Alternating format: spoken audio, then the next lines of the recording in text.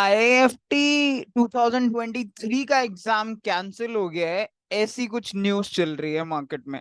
हालांकि अभी तक किसी भी इंस्टीट्यूट ने, आईआईएफटी ने अभी ये कंफर्म नहीं किया है कि उसका एग्जाम कैंसिल हो गया है। ना ही एनटीए, जो नेशनल टेस्टिंग एजेंसी है, जो आईआईएफटी का एग्जाम कंडक्ट कराती है, उसने ये कंफर्मेशन दी है कि आईआईएफटी का एग्जाम कैंसिल हो गया है।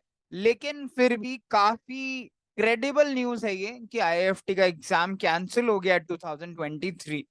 अब ये न्यूज क्यों आई है, अब कौन सा एग्जाम इसे रिप्लेस करेगा, और आईआईएफटी पे इतना हल्ला क्यों मच रहा है, आइए इसके बारे में पहले देखते हैं। एक्चुअली आईआईएफटी दिल्ली एनसीआर का ही नहीं, पूरे ऑल इंडिया का one of the best colleges में से आता है, खासकर इंटरनेशनल बिजनेस के लिए।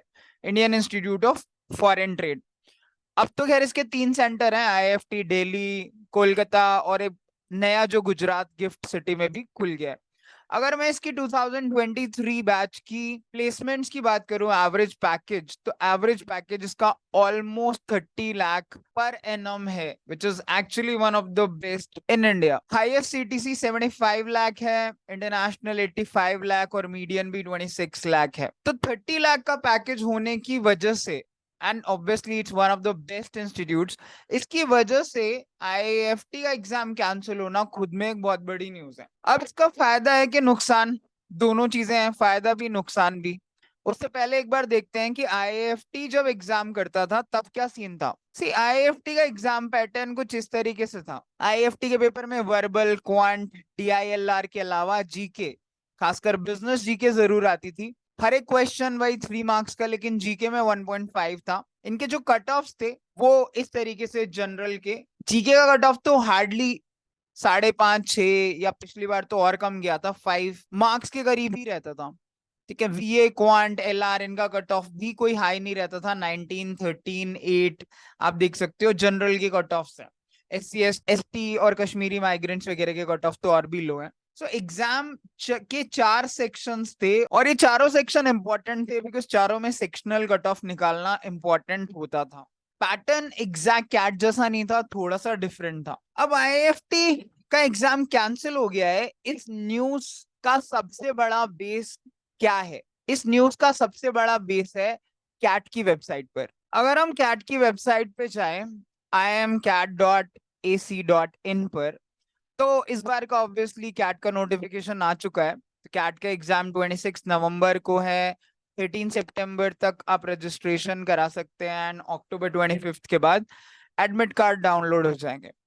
नाउ अगर हम इसमें नीचे जाएं, न्यू दिल्ली में list of non IIM member institutions, तो अगर न्यू दिल्ली पे क्लिक करते हैं तो यहाँ पे Indian Institute of Foreign Trade, IIFT, आ रहा है। That is the reason this news is really credible. 99.99% ये न्यूज सच ही है। हालांकि अभी तक आईआईएफटी और एनटीए ने ये कंफर्म नहीं किया है अपनी वेबसाइट्स पे। तो आईआईएफटी अब कैट का नॉन आईएम पार्टनर है, यानी कैट का ही स्कोर आईआईएफटी के लिए यूज होगा। इसका फायदा यह है कि स्टूडेंट्स को अब एक एक्स्ट्रा एग्जाम के बारे में या उसके पैटर्न को लेकर टेंशन लेने की जरूरत नहीं होगी। कैट में वैसे भी जीके नहीं होती है, तो आईआईएफटी में लोग जीके को लेकर भी परेशान रहते थे, वो टेंशन नहीं होगा। लेकिन अगर इसका कौन देखें तो प्रॉब्लम क्या है कि अब कैट की जो इम्पोर्टेंस है वो और ज्यादा हो जाएगी, और उसकी इम्पोर्टेंस बढ़ने से जो प्रेशर है स्टूडेंट्स पे वो और ज्यादा हाई हो जाएगा कैट के एग्जाम में, बिकॉज आपके पास अब ऑप्शन कम हो जाएंगे। पर्सनली मेरे हिसाब से ये एक नुकसान ही है, क्योंकि आपके पास 4 5 एग्जाम का ऑप्शन तो होना चाहिए ताकि आप टॉप इंडिया के 10 15 कॉलेजेस में जा सको। जैसे पहले एफएमएस खुद का एग्जाम लेता था, बट बाद में वो भी कैट के नॉन आईएम मेंबर्स में शामिल हो गया, और अब सबको पता है कि एफएमएस भी कैट का ही स्कोर एक्सेप्ट करता है। सो मे बी आईएफटी भी उस तरफ मूव कर रहा है अगर, तो ये एक ज्यादा अच्छी खबर तो नहीं है। ऑब्वियसली कैट की इंपॉर्टेंस बढ़ गई है, लेकिन सिर्फ एक 2 घंटे के पेपर के बेस पर आप ये डिसाइड नहीं कर सकते कि आप बेस्ट एमबीए कॉलेज में जाने लायक हो कि नहीं। बिकॉज जिसका कैट अच्छा गया उसके लिए तो बहुत सारे ऑप्शंस ओपन हो जाएंगे, और गलती से जिसका उन 2 घंटे या 40 मिनट के सेक्शन में चीजें गड़बड़ हो गई, तो उसके लिए तो पूरा साल बर्बाद है, बिकॉज उसके बाकी के ऑप्शंस भी अब कम होते जा रहे हैं। तो आइडियली आईआईएफटी का एग्जाम डिफरेंट होना, अलग होना एक बेटर चीज थी rather than this, but we can not help it out, अब जो भी है ही है। तो अब आपको कैट को और सीरियसली लेना पड़ेगा, बिकॉज इसके ऊपर आईआईएम्स के अलावा एफएमएस, एमडीआई, आईएमटी गाजियाबाद और जितने बेस्ट कॉलेजेस हैं उसके अलावा एक और नया बहुत अच्छा कॉलेज जो कि आईआईएफटी है वो भी डिपेंड करेगा, जिसका एवरेज पैकेज 30 लाख जाता है। अगर मैं आईआईएफटी के एडमिशन क्राइटेरिया की या फर्स्ट स्टेज के सिलेक्शन क्राइटेरिया की बात करें तो उसका क्राइटेरिया देखते हैं। ये लास्ट ईयर तक आईआईएफटी का क्राइटेरिया फर्स्ट स्टेज की सिलेक्शन के लिए ये होता था, आईआईएफटी का स्कोर 100 में से 73 मार्क्स जो होते थे वो आईआईएफटी के स्कोर को दिए जाते थे। 10th 12th के स्कोर के 10 मार्क्स, एकेडमिक डाइवर्सिटी के 5 मार्क्स, अगर आप नॉन इंजीनियर हो तो 5, और जेंडर डाइवर्सिटी अगर आप फीमेल हो तो आपको 2 मार्क्स एक्स्ट्रा। तो होपफुली, हालांकि अभी आईआईएफटी ने क्राइटेरिया रिलीज नहीं किया है, जब फॉर्म आएंगे तब आ जाएगा, बट होपफुली रहेगा यही क्राइटेरिया। यहाँ पे आईआईएफटी स्कोर की जगह अब कैट का स्कोर आ जाएगा, और कैट का स्कोर आउट ऑफ 100 वो 73 में से देखेगा।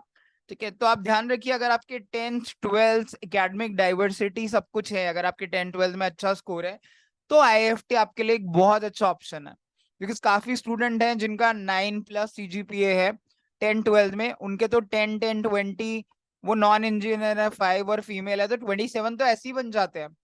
और जबकि जनरल का कट ऑफ तकरीबन 43 के करीब जाता है। तो अगर 27 नंबर यहाँ पे ऑलरेडी आ ही गए हैं तो बाकी के तो आपको सिर्फ 25 के करीब ही मार्क्स लेने की जरूरत पड़ेगी, 25 26 आउट ऑफ 73, जो कि इस बार कैट के स्कोर के बेस पर ही होगा। So it's going to be an comparatively easy task अगर आपके एकेड्स अच्छे हैं, बिकॉज ये कॉलेज एकेड्स को थोड़ा हाई वेटेज देता है कंपैरेटिवली। सो बाकी तो अभी आईआईएफटी का फॉर्म जब आ जाएगा तब सारी डिटेल्स आ जाएंगी, but it seems the news is correct, 99.99% ये सही है, क्योंकि कैट की वेबसाइट पर अब आ चुका है कि आईआईएफटी इसका नॉन आईएम मेंबर है। So we have to now take CAT more seriously, because हमारे पास आईआईएफटी का भी एक ऑप्शन कम हो गया है।